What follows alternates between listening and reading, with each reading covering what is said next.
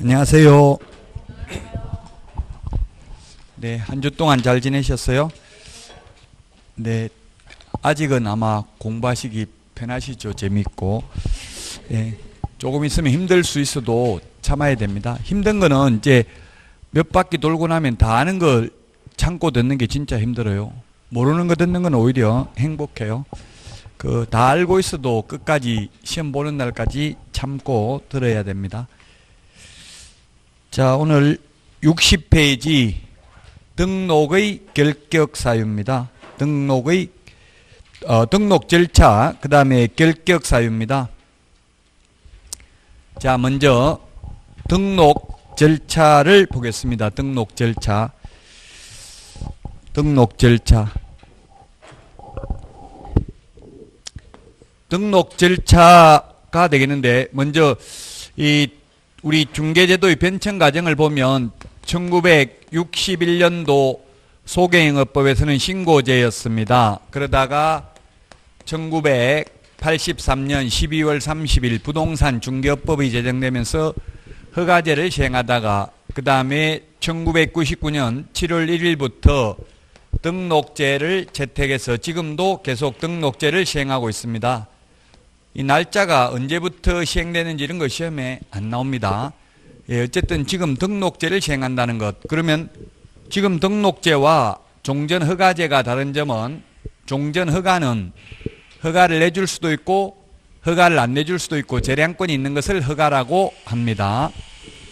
그런데 등록은 반드시 등록 요건에 맞으면 등록을 해 주어야 한다는 점에 있어서 허가제와 차이가 있습니다.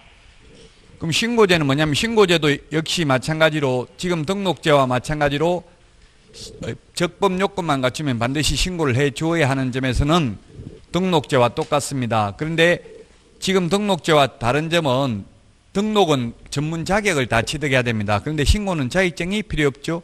지금도 음식점 같은 경우는 신고제입니다. 그래서 특별한 자격을 요하지 않습니다. 그 자격증만 여러분들이 취득하면 전국 어디에 가서든지 개업할 수 있습니다. 등록이라는 것은 행정청에 비치되어 있는 공적인 장부에 기재하는 행위를 등록이라고 합니다. 자, 그러면 등록 절차라는 말은 다른 말로 하면 개업 절차입니다.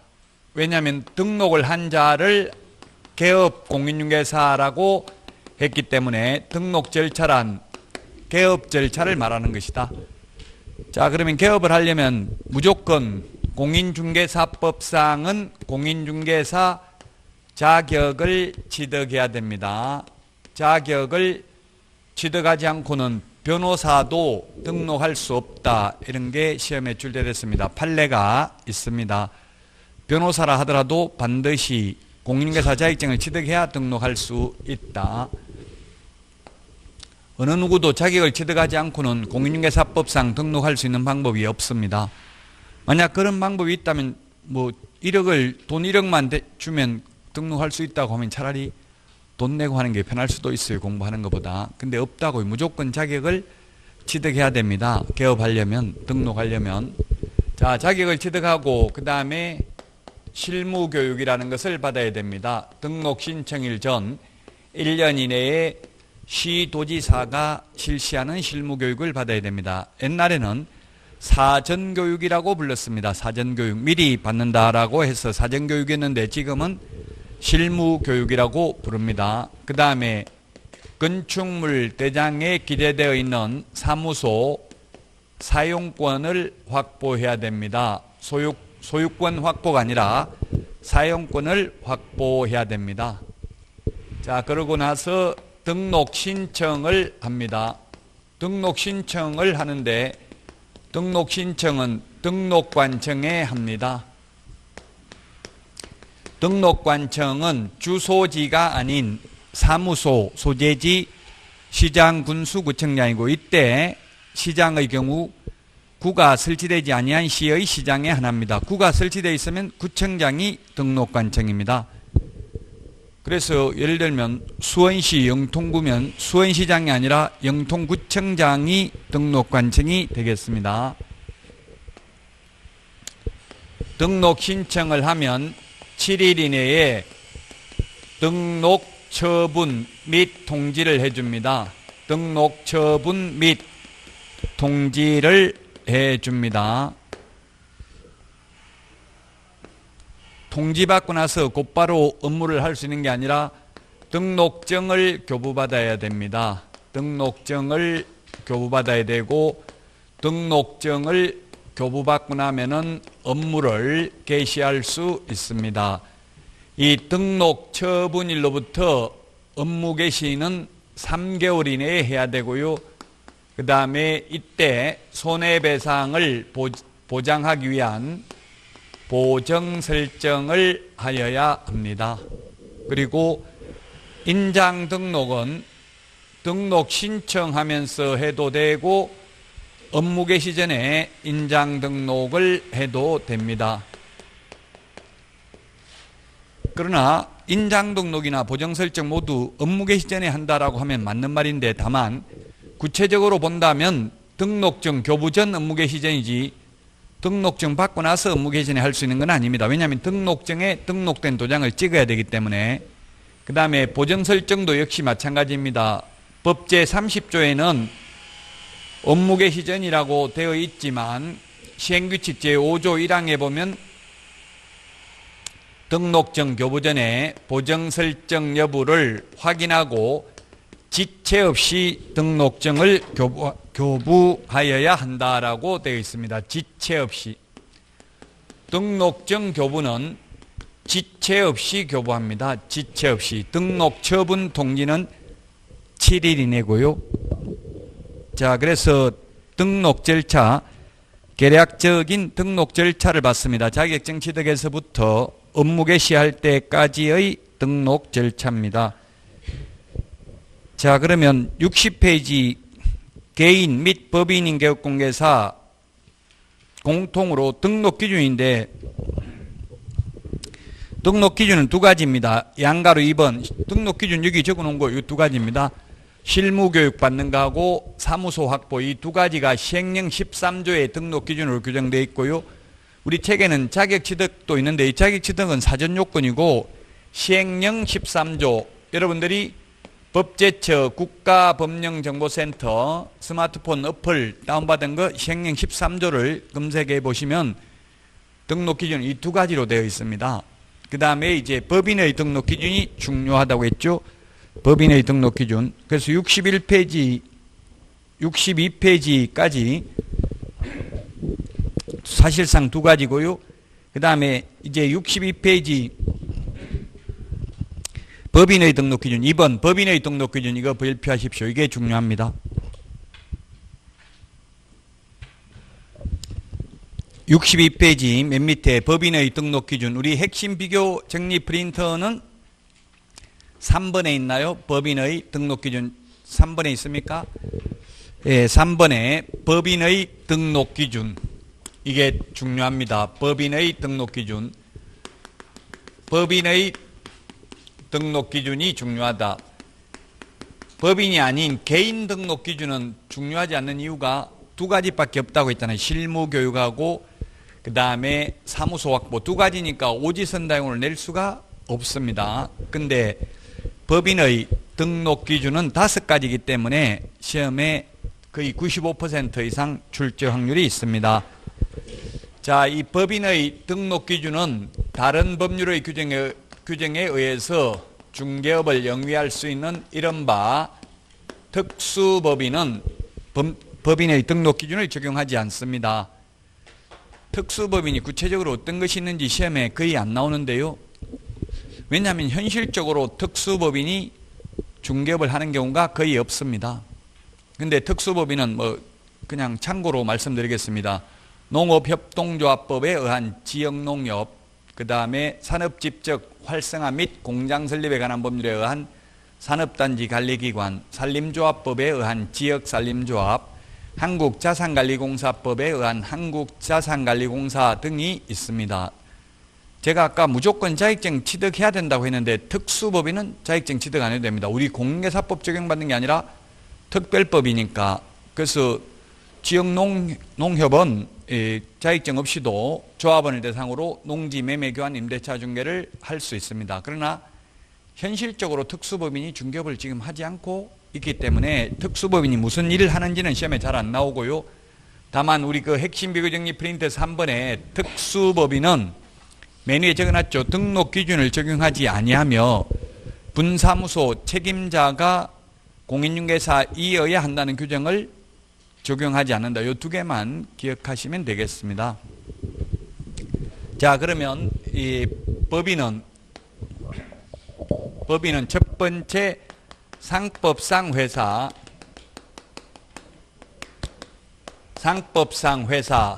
또는 협동조합 기본법에 의한 협동조합이어야 합니다. 단 협동조합 중에서 사회적 협동조합은 제외합니다. 그리고 자본금이 5천만 원 이상이어야 합니다. 자본금이 5천만 원 이상이어야 합니다. 그래서 기출문제 어떤 식으로 출제됐냐면은 상법상 회사인데 주식회사로서 자본금 5천만 원 이상이어야 한다. X로 출제됐습니다. 상법상 회사를 5개가 있는데 굳이 암기할 필요는 없지만 주식회사만 있는 게 아니라 합자, 한명, 유한회사, 유한책임회사가 있습니다. 따라서 반드시 주식회사일 필요는 없습니다. 또 시험에 만약에 주식회사로서 자본금 1억 원인 경우 등록 기준을 충족했다 하면 맞는 말이죠. 5천만 원 이상이면 되니까 그 문제를 말장난이 굉장히 심해요. 그런 식으로 말장난할 수도 있다. 상법상 회사 또는 협동조합 기본법에 의한 협동조합, 단 사회적 협동조합은 안 된다. 중개법인이.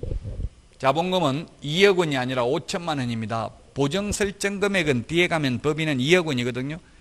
2억 원 이상인데 자본금은 5천만 원 이상이면 되겠습니다. 그 다음에 두 번째, 우리 법제 14조 업무만을 영위할 목적으로 설립될 것.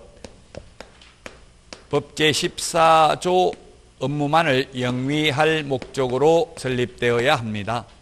그래서 시험에 중개업만을 영위할 목적으로 설립된다 하면 X입니다. 중개 외에도 우리 핵심 비교 정리 프린터 24번에 보면은 겸업할 수 있는 거 6가지가 있죠. 그래서 이 6가지는 할 수 있습니다. 주택 상가 분양 대행이라든지 이삿짐 센터 알선이라든지 뭐 컨설팅, 경공매 매수 신청 대리 등은 할 수 있습니다.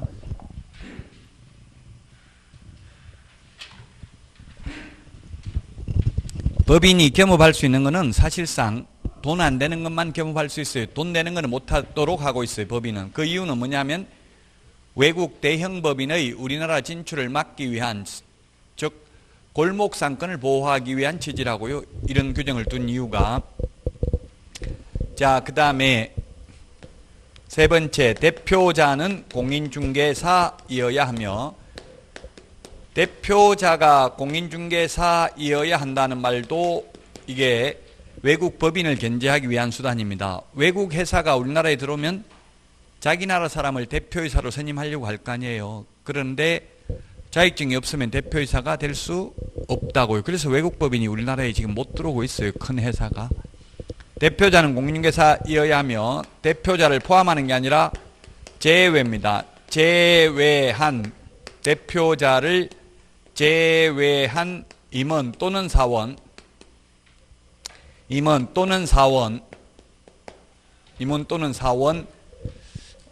3분의 1 이상이 공인중개사일 것, 3분의 1 이상이 공인중개사일 것. 이 공인이 공인중개사입니다.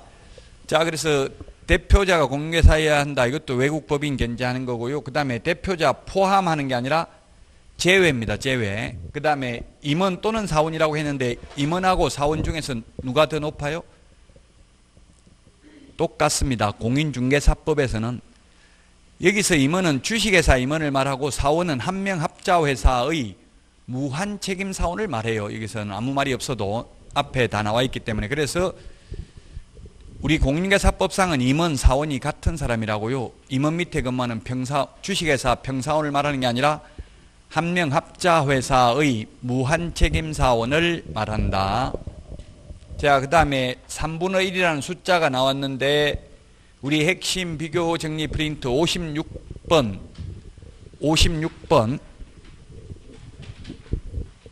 예, 56번.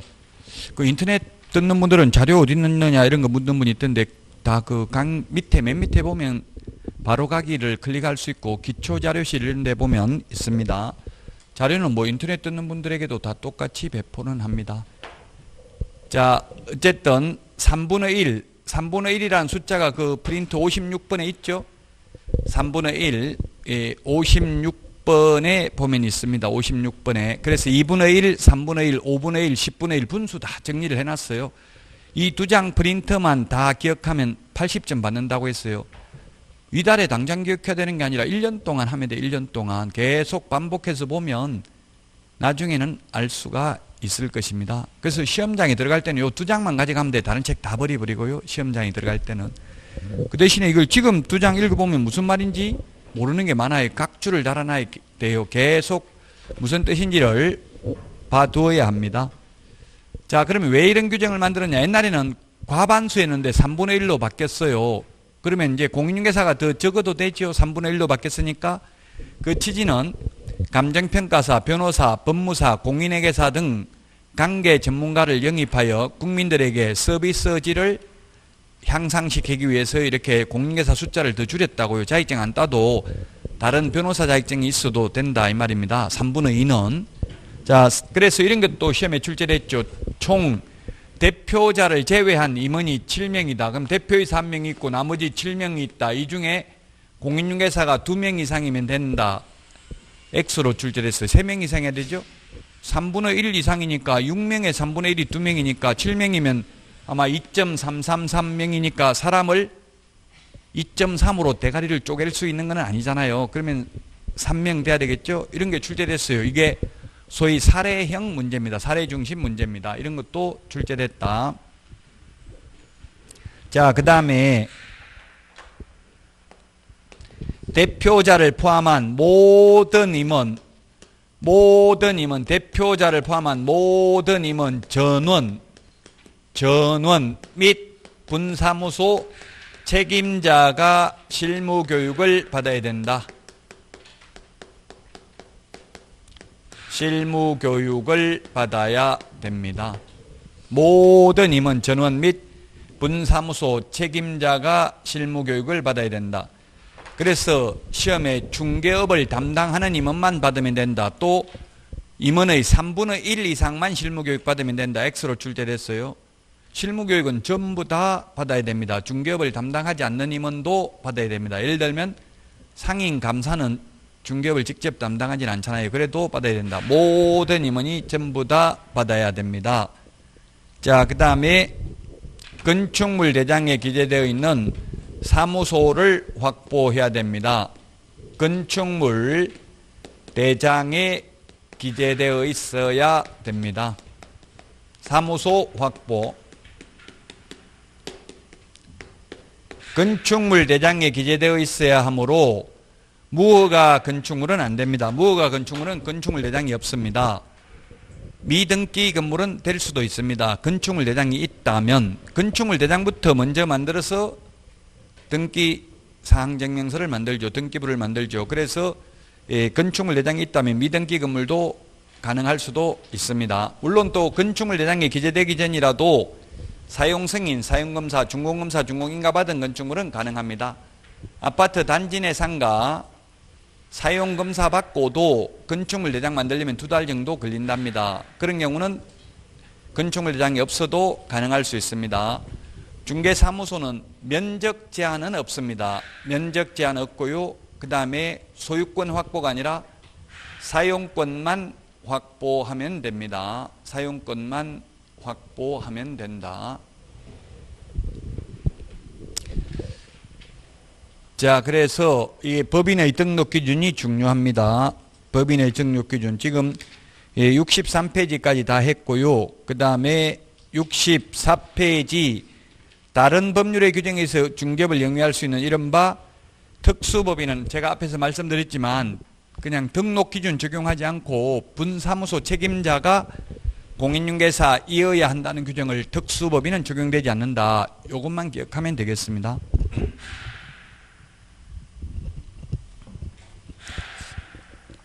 자, 65페이지에 보면은 1번 문제 보겠습니다.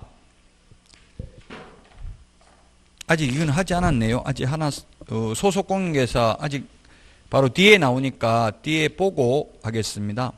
문제가 뒤에 것까지 봐야 되네요. 66페이지 중개사무소 개설 등록입니다. 개설 등록의 성격인데 뭐 성격은 거의 시험에는 안 나옵니다만은 그 양가로 1번 맨 밑에 양가로 1번에 동그라미 1번 효력 요건이 아니고 적법행위다. 명령적 행정행위다. 명령적 행정행위다. 시험에 나온 적은 없습니다. 적법행위는 행위가 뭐냐면 효력 요건이 아니라 적법 요건이다. 따라서 무등록 중개업자가 중개를 했다 하더라도 그 거래계약은 매매계약은 유효하고 단지 무등록 중개업자가 3년 이하의 징역이나 3천만 원 이하의 벌금을 받을 뿐입니다. 효력 요건이 아니다. 토지거래 허가는 효력 요건이기 때문에 허가를 못 받으면 무효죠. 그런데 이거는 무효는 아니고 계약은 단지 처벌받을 뿐이다. 그 다음에 2번 일신 전속성이며 영속성. 역시 시험에 영속성 이런 말 나온 적 없는데요. 일신 전속이라는 말 뜻은 한 사람의 몸에 전적으로 속해 있다 이 뜻입니다. 상속, 양도, 대여의 대상이 될 수 없다. 모든 자격증은 일신 전속적이죠. 이를테면 운전면허증도 운전자가 사망하면 운전면허 취소 없이도 운전면허 효력은 상실됩니다. 그 사람 몸에만 따라다니니까. 우리 건축법상 건축허가는 대물적 허가입니다. 그래서 건축주 죽으면 건축주 변경 신고하고 계속 건물 지을 수 있습니다. 그러나 우리 공인중개사법에서 개업공개사가 사망하면 등록 효력도 상실되지 자식이 상속인이 사망 신고하고 대신 중개업을 할 수 있는 게 아니라는 뜻입니다. 영속성은 옛날에는 허가제였을 때는 갱신제도 5년마다 허가를 갱신했습니다. 우리 운전면허 갱신하는 것처럼요. 갱신했는데 지금은 갱신제도가 없고 한번 등록을 하면 영구무한히 계속 중개업을 할 수 있다. 결격 사유에 해당되어서 등록이 취소된다든지 이렇게 하지 않는 한 영원히 할 수 있다. 갱신제도가 없다 이 말입니다. 자, 그 다음에 67페이지 그 3번 반사적 이익이라는 게 이제 이게 명령적 행정행위라는 뜻인데 시험에 나온 적이 없으니까 생략하고요. 4번 1인 1등록 원칙, 1인 1사무소 원칙, 개별 신청 원칙 다 같은 일맥상통한 겁니다. 몸은 하나인데 두 군데 세 군데 두 번 등록하거나 사무소를 두 개 세 개 두게 되면 결국은 동시에 계약이 들어오면 몸은 하나인데 다 가서 계약서 쓸 수 없잖아요. 그러면 다른 사람이 계약서를 적으면 결국은 자격증 등록증 양도돼야 하는 효과가 있잖아요. 그래서 사무소도 하나밖에 안 된다고요. 만약에 사무소 두 개 세 개 되고 두 번 세 번 등록되면 여러분들은 자격증 딸 필요 없이 다른 사람 사무소 그냥 두 개 세 개 얻어놓은 거 하나 그 빌려가지고 하면 되겠죠. 그래서 1등록 1사무소입니다. 자, 그 다음에 맨 밑에 67페이지 등록관청 양가로 1번 등록관청의 구분입니다. 등록관청 구분. 등록관청은 앞에서도 말했지만 주소지가 아닌 사무소, 소재지, 시장, 군수, 구청장이고요. 거기 67페이지 맨 밑에서 세 번째 줄 가로 안에 구가 설치되지 아니한 시의 시장과 특별자치도의 행정시의 시장, 군수구청장 이렇게 되어 있습니다. 이 말은 제주도의 경우에는 서귀포시장과 제주시장이 등록관청이고요. 그 다음에 만약에 성남시 분당구라면 성남시장이 아니라 분당구청장이 등록관청이라는 이야기입니다. 구가 있으면 구청장입니다. 따라서 우리 공인중개사법상은 자치구의 구청장에 한한다 이런 말 나오면 무조건 X입니다. 모두 구가 있으면 구청장이 등록관청이 되겠습니다.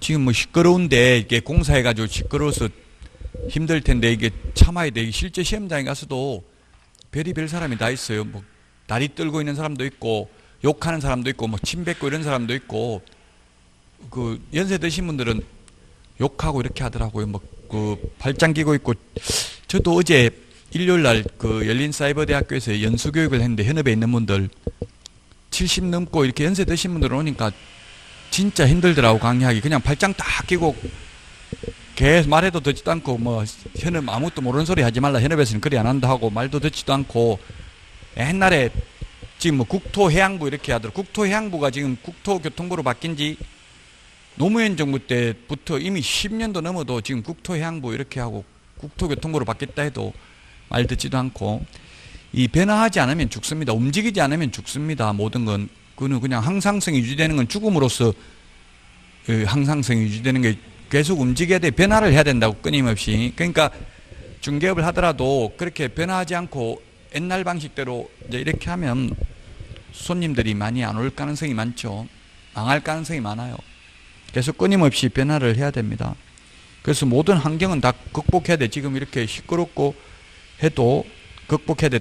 특히 인터넷 듣는 분들 지금 아마 잡음이 많이 들어갈지 모르겠는데 공사를 해서 그러니까 좀 널리 이해를 해 주시기 바랍니다. 자, 그 다음에 68페이지입니다. 68페이지. 양가로 3번입니다. 등록 신청 서류 및 등록 관청 확인 요청 사항입니다. 자, 등록 신청 서류는 우리 프린터 2번에 있죠. 등록 신청 서류,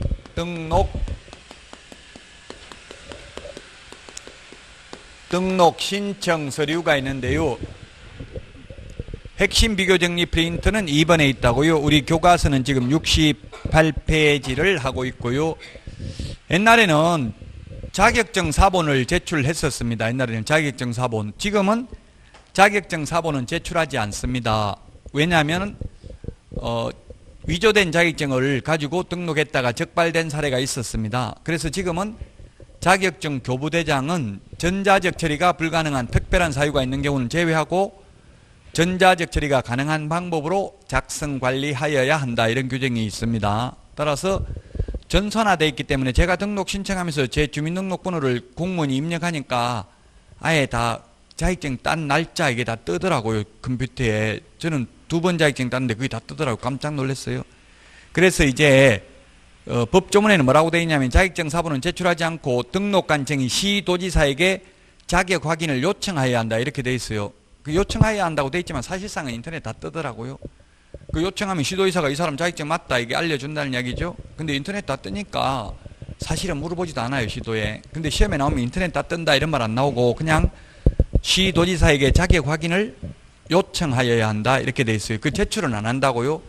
그래서 우리 핵심 비교 정리 프린터 51번에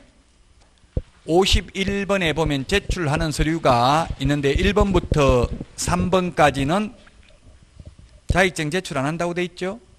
안 하는 이유가 전산화되어 있기 때문에 전자적 처리가 가능한 방법으로 작성 관리되어 있기 때문에 제출을 안 합니다. 자, 그래서 자격증 사본은 제출하지 않고요. 그러면 뭘 제출하느냐면 실무교육 수료증, 실무교육 수료증은 제출합니다. 실무교육 수료증 사본은 제출하는데 다만 전자적으로 확인이 가능하도록 조치를 한 경우에는 제출을 안 해도 됩니다. 이메일로 보낸다든지 뭐 이렇게 하면은 따로 제출을 안 해도 됩니다. 실무교육 수료증 사본을 제출해야 됩니다. 그 다음에 여권용 사진 제출해야 됩니다. 여권용 사진. 모든 사진은 반명한판 사진에서 여권용 사진으로 모두 바뀌었습니다. 반명한판 사진은 3 곱하기 4cm고 여권용 사진은 3.5 곱하기 4.5cm죠. 그래서 모든 정부 관공서에 제출하는 서류는 이제 공인중개사법뿐만 아니라 다른 법에서도 모두 여권용 사진으로 바뀌었습니다. 그 다음에 사무소 확보 증명 서류입니다. 사무소 소유권 확보가 아니라 사용권을 확보한 서류를 제출해야 됩니다. 임대차 계약서나 사용대차 계약서 또는 자기 건물이라면 건축물 대장 등기 사항 증명서 제출하면 되는데 이 세 가지 서류는 등록 신청하려는 자 모두 공통적으로 제출해야 되는 서류입니다. 그런데 외국인인 경우 특별히 제출해야 되는 서류가 뭐가 있느냐 하면 결격 사유에 해당되지 아니함을 입증하는 그 국가에 주재하는 대한민국 영사관이 확인하는 공정서류나 증명서류, 그 다음에 아포스티유 확인서, 아포스티유 확인서를 제출하면 됩니다. 이건 외국인에게만 필요한 서류입니다. 아포스티유 확인서가 뭔지 몰라도 됩니다. 그거는 인터넷 치보면 나오는데 어쨌든 이게 결격 사유에 해당되지 않냐면 입증하는 서류입니다. 이 중에서 하나만 제출하면 됩니다. 외국인만 필요합니다. 우리나라 사람은 결격 사유에 해당되는지 여부를 본적지 신원조회를 통해서 등록관청이 직접 확인합니다. 그러나 외국인은 스스로 확인할 길이 등록관청이 스스로 확인을 못하니까 이제 외국인 스스로 결격 사유에 해당되지 않냐을 입증하는 그 국가에 주재하는 대한민국 영사관이 확인하는 서류, 그 다음에 아포스티유 확인서 중에서 하나를 제출하면 됩니다. 자, 그 다음에 외국 법인인 경우에는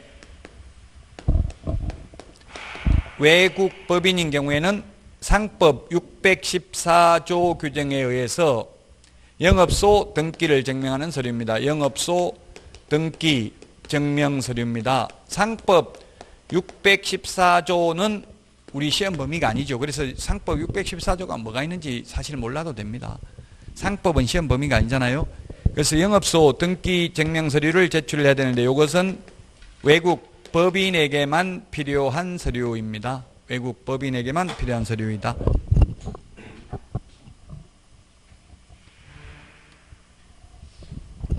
(69페이지) 우리 69페이지에 보니까 등록관청 확인 서류입니다.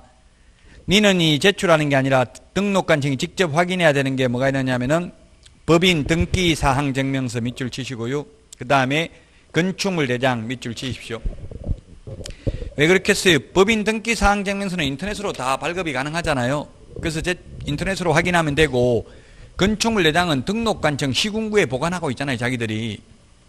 그래서 이거는 따로 돈 내고 또 떼가지고 제출할 필요가 없다는 이야기입니다.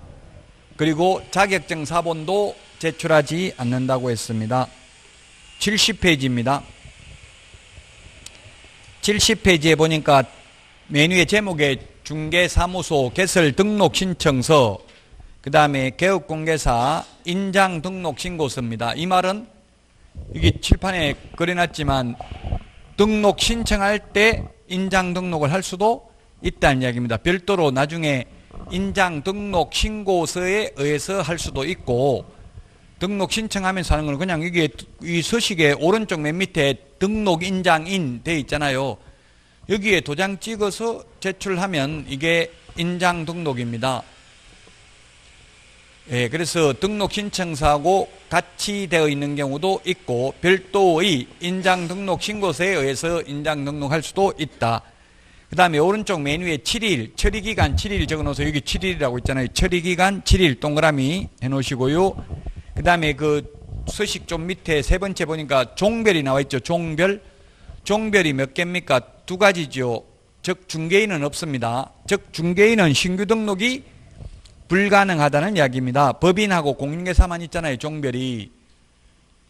따라서 중개인은 한번 폐업하면 다시는 영원히 절대로 중개인이 될 수 없다. 자격을 취득하더라도 절대로 중개인이 될 수 없다. 옵니까? X입니까? 중개인은 한번 폐업을 하면 죽었다가 다시 살아나더라도 자격증을 취득하더라도 절대 중개인이 될 수 없다. 어떤 경우에도 오죠.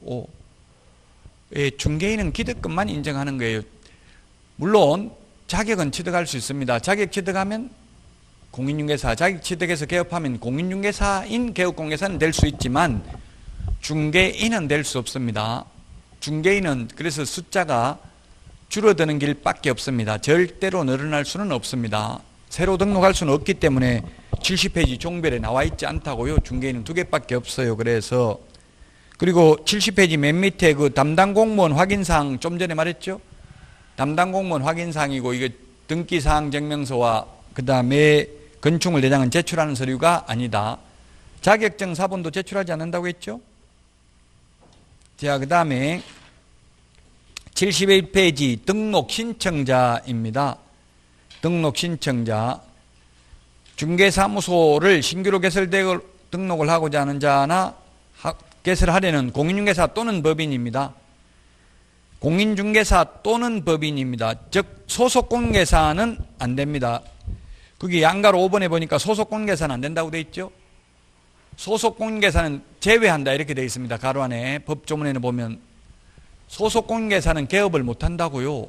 개업하려면 그만두고 해야 된다고요. 나무 밑에 취직되어 있는 상태에서 개업하면 이중소속이에요. 즉 좋은 물건 나무 사무실에 가서 빼돌려서 자기 사무소에 가서 중개할 수도 있죠. 그는 상거래 질서에 위반되잖아요. 그래서 그만두고 개업해야 된다. 개업하려면. 이제 현업에 나가면 좀 웃겨요. 이제 현업하고 지금 시험 공부하고는 완전 다른데 현업에 나가면 그만두더라도 뭐 1년 안에 6개월 안에는 반경 2km 이내에 또는 같은 그 친목회 안에서는 개업 못한다 이런 규정도 있어요. 친목회 회칙에. 그 이유는 뭐 사장들 입장에서는 이해는 돼요. 왜냐면 좋은 물건 다 빼돌려 가지고 옆에 차려 가지고 가서 개업해버리면 좀 안 좋긴 하죠. 기존의 사장은 옛날 대표는. 그래서 그런 친목회 규정도 있다고요. 그 친목회 회칙을 안 지킬 수가 없어요. 친목회 회원으로 활동하는 한은.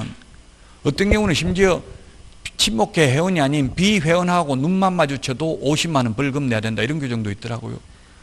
그래서 제가 벌금은 판사가 선고하지 네가 친목회장이 네가 판사냐 이렇게 싸웠더니만 저것도 왕따 시키라 이래가지고 저도 망했어요. 폐업했어 그래가지고. 현실은 그래요. 이게 법 위에 있어요. 친목회장이 대통령보다 더 권한이 세요. 현업에는 이게 카르텔이 굉장히 형성되어 있다고 이 친목회를 만들어가지고. 예, 그래서 가급적이면 여러분들은 억울하지만 친목회에 가입되어 있는 회원업소를 권리금을 더 주고 인수해야 되는 그런 실정입니다. 현실은. 자, 어쨌든 그래서 소속공개사는 여기 우리 법에서는 그만두고는 바로 개업할 수 있다고 되어 있잖아요. 근데 친목회칙은 그만두더라도 뭐 6개월이면 6개월 그 친목회 동네마다 다 달라요. 1년 동안 개업 못한다 이런 규정도 있다고요. 우리 법에서는 그만두면 바로 개업할 수 있습니다. 그만 안 두고는 안 됩니다. 개업. 소속공개사로 있으면서는. 자, 그 다음에 개설 등록 처분 통지입니다. 7일 이내에 서면으로 통지입니다. 동그라미 1번 7일 이내에 동그라미 2번 서면으로 통지입니다. 민법에는 반드시 서면으로 해야 된다 하면 무조건 X입니다. 민법에서는 반드시 서면으로 해야 되는 건 없습니다. 모든 거. 근데 민법 시험 범위에 들어가는 거는 근데 우리 공인중개사법에서는 반드시 서면으로 통지해야 됩니다. 구두로 말로 하면 안 됩니다. 그래서 통지서가 우편으로 옵니다. 통지서, 등록 통지서가. 자, 그 다음에 양가로 2번 협회에 다음 달 10일까지 통보합니다. 다음 달 10일까지. 우리 프린터 25번에 보면 다음 달 10일까지 통보하는 거 6개가 있죠. 예, 거기 1번 등록증 교부는 통보합니다. 그러나 등록증 교부는 통보하는데 등록증 재교부는 통보 안 한다고 돼 있죠. 우리 25번 핵심 비교 정리 프린터. 자, 그 다음에 72페이지입니다.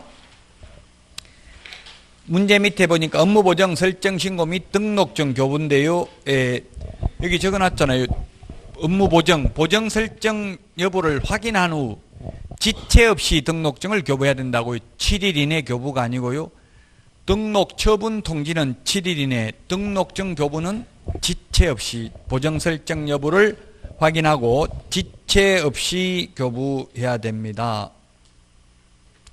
자, 그 다음에 73페이지 등록증인데요.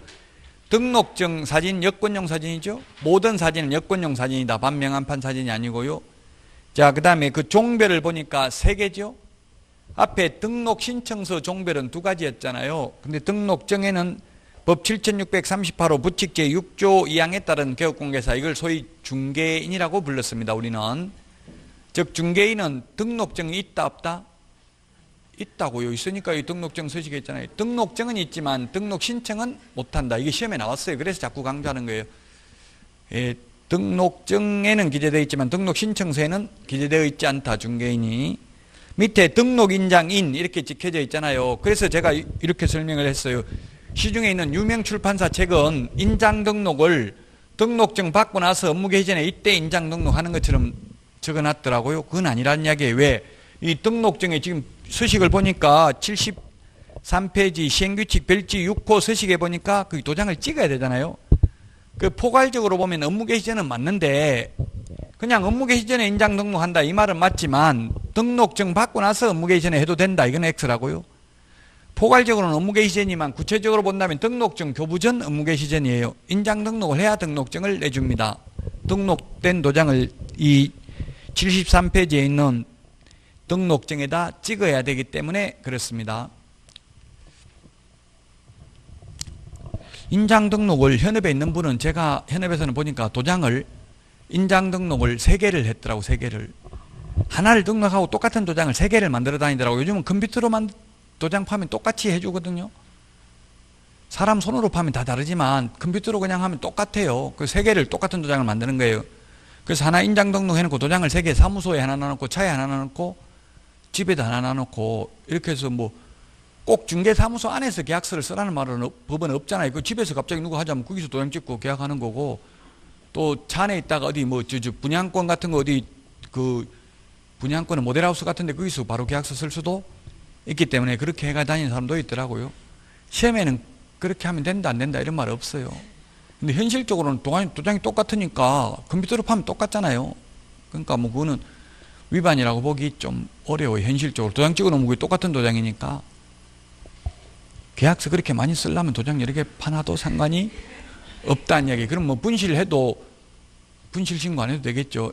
왜냐면 여러 개니까 하나 분실해도 그냥 똑같은 도장이니까. 예, 컴퓨터로 하니까 똑같더라고요. 근데 사실 그 인감도장 같은 건 똑같이 안 하는 게 좋겠죠. 인감도장 그냥 동네에서 사람 손으로 파는 게 좋을 수도 있어요. 이 등록인장은 반드시 인감도장 할 필요가 없거든요. 자, 그 다음에 74페이지입니다. 74페이지. 업무 개시입니다. 업무 개시. 그 양가로 2번 3개월을 초과하면 안 된다. 여기 칠판에 다 적어놨어. 중요한 거는 3개월 이내에 업무를 개시해야 된다. 3개월 이내에 업무 개시 안 하려면은 휴업 신고를 해야 된다. 이런 뜻입니다. 3월 초과 무단 휴업하면 100만 원 이하의 과태료 대상입니다. 양가로 3번 이건 뒤에 다 나옵니다. 6월 초과 무단 휴업하면 임의적 등록 취소 사유입니다. 그래서 6월 안에 업무 개시 안 하면 등록이 취소될 수 있다. 해석상. 시험에 양가로 3번이 출제된 적은 없습니다. 그래서 여러분들 기출문제를 자꾸 패턴을 보셔야 돼요. 어떻게 나오는지. 그래야 공부할 방향을 잡을 수 있죠. 기출문제 패턴을 보는 게. 자, 그 다음에 6번 74페이지 이중등록, 이중소속 금지입니다. 자, 우리 핵심 비교 정리 프린터 53번 핵심 비교 정리 프린터 53번에 보면은 표 밑에 보면은 이중이라는 것을 정리해 놨습니다. 이중이라는 말이 들어가는 거. 이중 등록이 있고 이중 소속이 있고요. 그 다음에 이중 사무소, 그 다음에 이동이 용이한 임시 중개 시설물, 소위 뜻다방이 있는데, 그 다음에 이중계약서, 그 다음에 이중직업. 이중직업을 겸업이라고 많이 하죠. 겸업.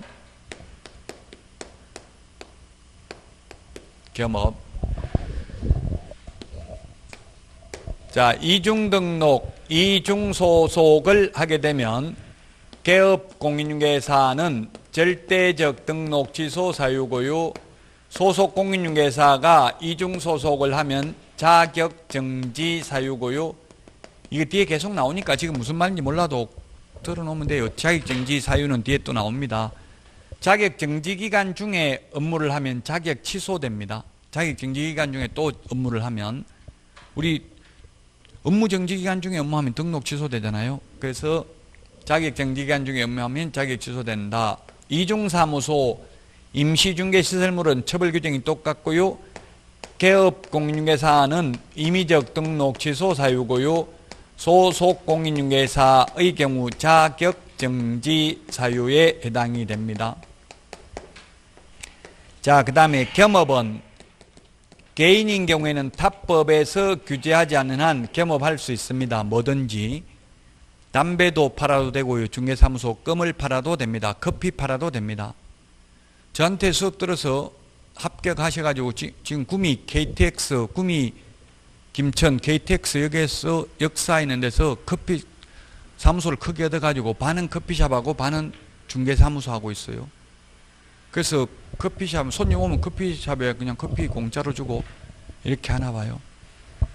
그게 가능해요. 개인은. 법인은 안 됩니다. 경업이. 개인은 가능하다고요. 법인은 우리 거기에 24번 핵심 비교 정리 프린터 24번에 있는 6가지만 겸업할 수 있고 그 외의 업무를 겸업하면 등록을 취소할 수 있습니다. 자, 그 다음에 이중등록, 이중소속, 이중사무소, 임시중개시설물은 1년 이하의 징역이나 1,000만 원 이하의 벌금에도 처합니다. 이중계약서, 다운계약서를 적으면 징역 벌금 대상은 아닙니다. 이것도 어떤 분들이 인터넷에 질문 많이 해요. 이중등록하고 이중소속하고 이중사무소 이게 뭐 어떻게 다르냐 헷갈린다 이런 말 하는데 이중등록은 등록을 2번 하는 거니까 민원인 마음대로 내 마음대로 되는 게 아니라 등록관청이 등록을 해줘야 되니까 현실적으로는 거의 없다고 봐야 돼요. 현실적으로는 없다고 봐야 되고 이중소속은 이것도 현실적으로 거의 없다고는 봐야 됩니다만 이거는 있을 수도 있더라고요. 저도 없다고 생각했는데 저한테 연락 온 분이 있었어요. 이렇게 하면 이중소속입니까? 묻더라고요. 기발한 생각을 했더라고요.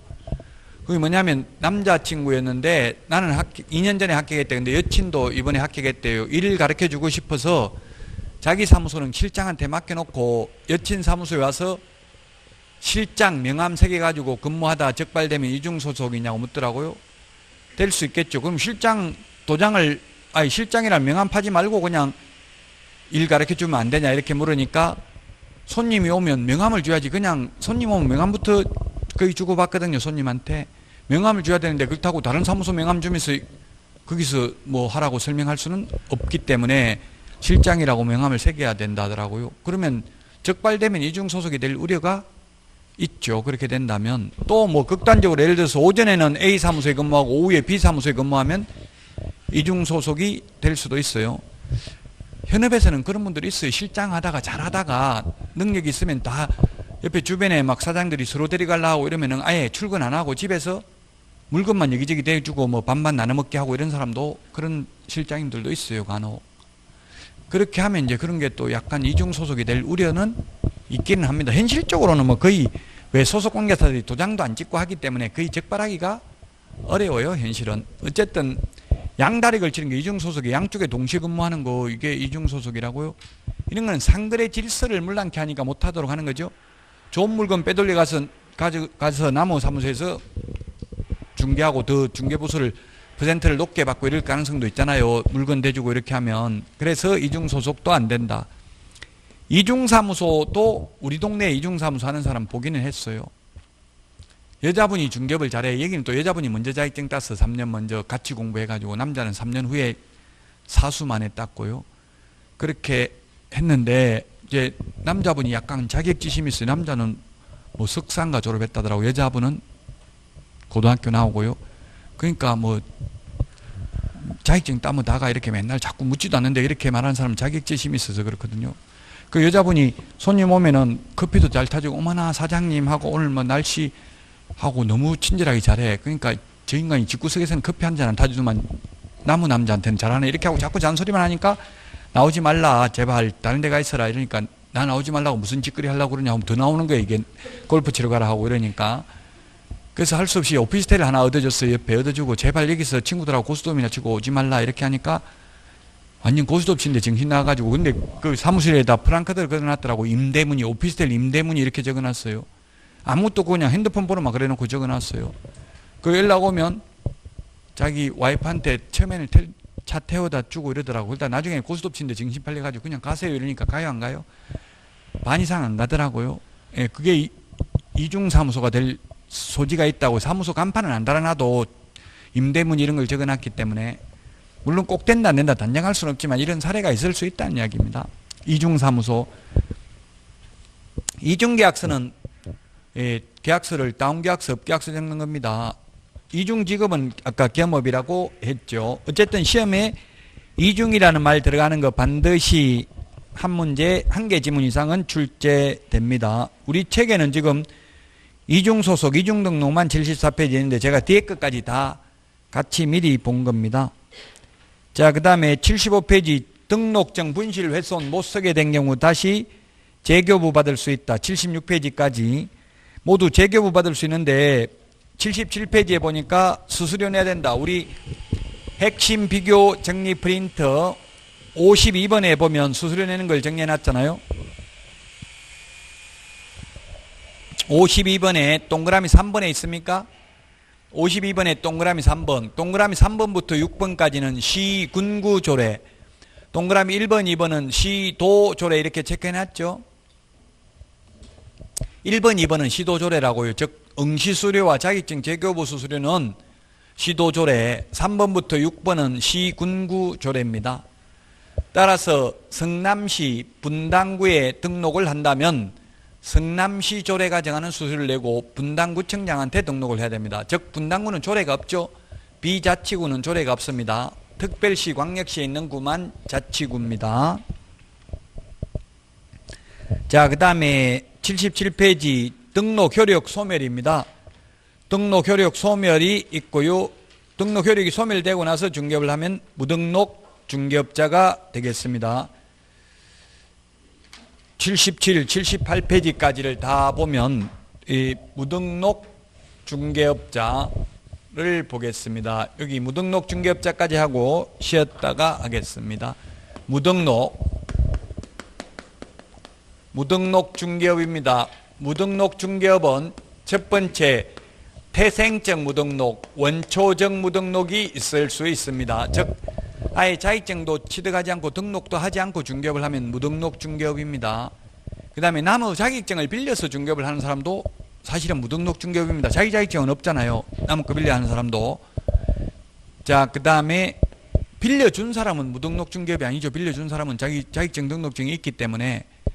자, 그 다음에 후발적 무등록으로 개인이 사망을 하거나 법인 해산되고 나서 중개업을 하면 무등록입니다. 아버지가 개업공개사 했는데 사망했으면 아들이 대신해서 하게 되면은 무등록 중개업이죠. 아버지 사망하고 없는데. 그 다음에 스스로 폐업 신고하면, 폐업 신고하고 나서 중개업을 하면 무등록 중개업입니다. 그 다음에 등록 취소되면 등록 효력이 소멸됩니다. 이게 등록 효력 소멸이고요. 즉 등록 소멸되고 나서 중개업을 하면 후발적 무등록. 아예 처음부터 자격증을 취득하지 않고 등록하지도 않고 중개업을 하면 원초적 태생적 무등록. 시험에는 원초적 태생적 이렇게 출제되지는 않고요. 시험에 나온다면 법 제9조 규정에 의해서 중개사무소 개설 등록을 하지 아니하고 중개업을 영위하는 자가 무등록 중개업자입니다. 줄여서 말하면. 자, 둘 다 태생적 무등록이나 원초적 무등록 모두 후발적 무등록 모두 3년 이하의 징역이나 3천만 원 이하의 벌금입니다. 그러나 이러한 무등록 중개업자가 행한 중개행위의 효력은 유효하다고 했죠. 앞에서도 말했습니다. 무등록업자가 매도인과 매수인을 거래를 성사시켰다면 이 매매 계약은 유효합니다. 효력이 있습니다. 다만 이 무등록 중개업자가 3년 이하의 징역이나 3천만 원 이하의 벌금을 받을 뿐이다. 무등록 중개업자의 보수 청구권은 인정되지 않습니다. 무등록업자의 보수 청구권은 인정되지 않는데 업자가 아니라 우연한 기회에 한두 번 중개를 했다면 사회통념상 과다하지 않는 보수는 받아도 된다. 업이라는 건 직업이죠. 직업적으로 한 무등록 중개업자는 보수를 받을 수 없지만 업자가 아니고 우연한 기회에 한두 번 중개를 했다면 보수를 받아도 된다. 자, 여기까지 무등록 중개업자까지 했습니다. 79페이지까지 했고요. 여러분들은 오늘 내드린 문제 받으셨죠? OX 문제 풀어보시고 5문제, 기출문제 5문제는 지금 오늘 몇 번부터 받았어요? 6번부터 10번까지 받았죠? 그래서 인터넷에 어떤 분이 앞에 5번, 1번부터 5번까지는 어디 갔습니까? 이렇게 묻는 분이 계시더라고요. 그건 지난주에 내드렸어요. 매주 5문제씩 계속 내드릴 겁니다. 40문제를 8주 동안, 2달 동안 작년의 기출문제가 어떻게 되는지 패턴을 여러분들이 알 수 있도록 내드리는 거예요. 지금 못 풀어도 돼요. 나중에 2달 다 끝나고 풀어보셔도 됩니다. 예, 쉬었다가 하겠습니다.